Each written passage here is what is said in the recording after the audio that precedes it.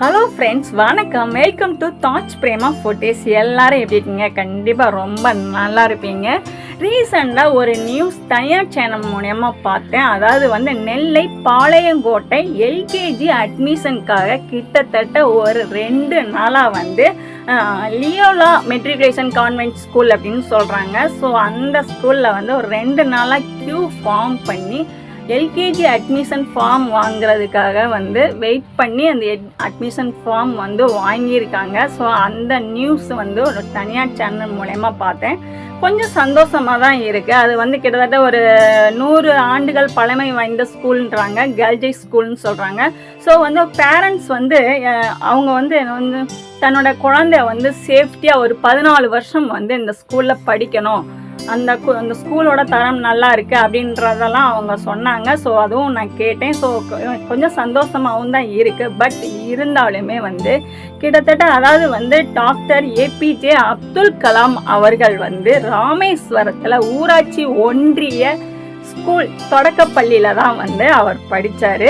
அதுக்கப்புறம் இந்தியாவுடைய தலை சிறந்த விஞ்ஞானி ஆகலையா, ஒரு குடியரசுத் தலைவராக அவர் அந்த நாட்டை பொறுப்பேற்று நம்ம நாடை முன்னோக்கி வளர்த்து செல்லலையா? அவர் டாக்டர்ன்ற பட்டம் வாங்குறதுக்கு அவருடைய ஆரம்ப பள்ளியே அரசாங்க பள்ளி தான்.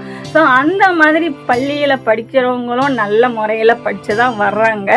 அதுக்கப்புறம் பார்த்திங்கன்னா கல்வி, அதாவது நம்ம காமராஜர் ஐயா அவர்கள் படிப்பறிவு இல்லை அப்படின்ற படிப்பறிவு இல்லாதவரே நம்ம தமிழ்நாட்டோட முதலமைச்சராக இருந்து நம்ம தமிழ்நாட்டுக்கு எத்தனையோ சேவைகள் செய்யலையா?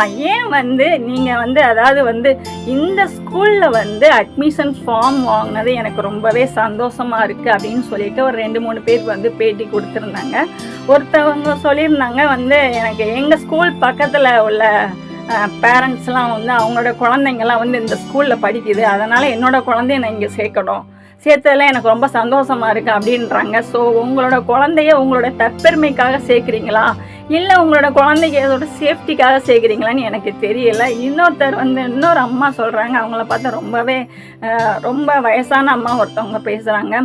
கிட்டத்தட்ட நாங்களே அதாவது வெறும் 150 சீட்டுக்கு கிட்டத்தட்ட 300 பேர் அந்த க்யூ ஃபார்ம் பண்ணி, அதாவது ஞாயிற்றுக்கிழமை மதியானத்துலேருந்து அந்த க்யூ ஃபார்ம் பண்ணி அடுத்த நாள் திங்கக்கிழமை காலையில் 9 o'clock ஓப்பன் பண்ணியிருக்காங்க.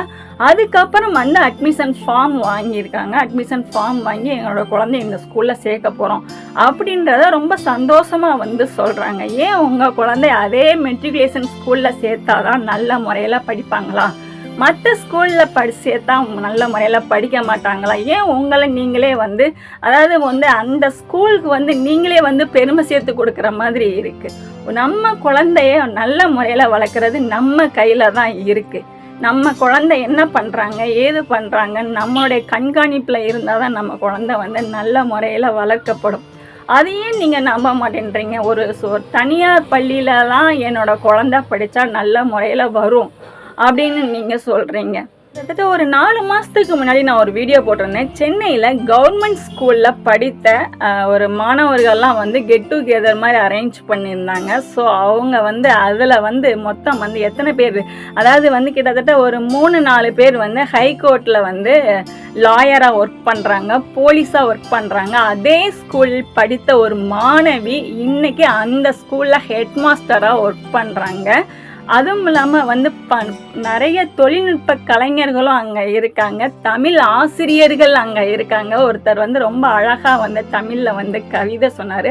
அதையும் நான் அழகாக வீடியோ எடுத்திருக்கேன். ஸோ இந்த மாதிரி கவர்மெண்ட் ஸ்கூலில் படித்த மாணவர்கள் இன்றைக்கி நல்ல முறையில் முன்னேற்றமாகி நல்ல முறையில் இருக்காங்க. நீங்கள் நம்ம குழந்தைங்களை வளர்க்கறது நம்ம கையில் தான் இருக்குது. ஸோ கீழே கமெண்ட்ஸே நிறைய பேரண்ட்ஸ் போட்டிருந்தாங்க. அதாவது ஒரு கவர்மெண்ட் ஸ்கூலில் படித்த ஒரு ஸ்டூடெண்ட் இன்றைக்கி ஒரு 50,000 ரூபாய்க்கிட்ட சேல்ரி வாங்கிக்கிட்டு இருக்காங்க. ப்ரைவேட் ஸ்கூலில் படித்தவங்க வெறும் 25,000 தான் சேல்ரி வாங்குறாங்கன்னு சொல்லிட்டு கீழே உள்ள நிறைய கமெண்ட்ஸ் படித்தேன். ஸோ அதுலேயே நிறைய பேர் ரொம்ப நல்ல முறையில் கவர்மெண்ட் ஸ்கூலில் படித்தவங்களும் சரி, வேறு கோயட்டில் படித்த ஸ்கூலும் சரி, எல்லாருமே நல்ல முறையில் இருக்காங்க அப்படின்றத கீழே நிறைய கமெண்ட்ஸ் படித்தேன். ஸோ நம்மளே தாழ்த்திக்காமல் நம்ம குழந்தைங்கள நல்ல வழியில் செலுத்தலாம். அதாவது ப்ரைவேட் ஸ்கூலில் படித்தால்தான் அப்படின்னு இல்லை, கோ எஜுகேஷன்லேயும் படிக்க வைக்கலாம், கவர்மெண்ட் ஸ்கூல்லையும் படிக்க வைக்கலாம். நம்ம குழந்தைங்கள நல்ல முறையில் வளர்க்குறது நம்ம கையில் தான் இருக்குது. ஒரு கோ எஜுகேஷனில் படிக்கக்கூடிய நம்மளுடைய பெண் குழந்தைகள் எந்த ஒரு கால சூழ்நிலைகளிலும் எந்த பிரச்சனையையும் கையாளக்கூடிய ஒரு தன்மையை கொண்டு வருவாங்க அப்படின்றத இந்த பதிவு மூலமாக உங்களுக்கு நான் தெரிவிச்சுக்கிறேன்.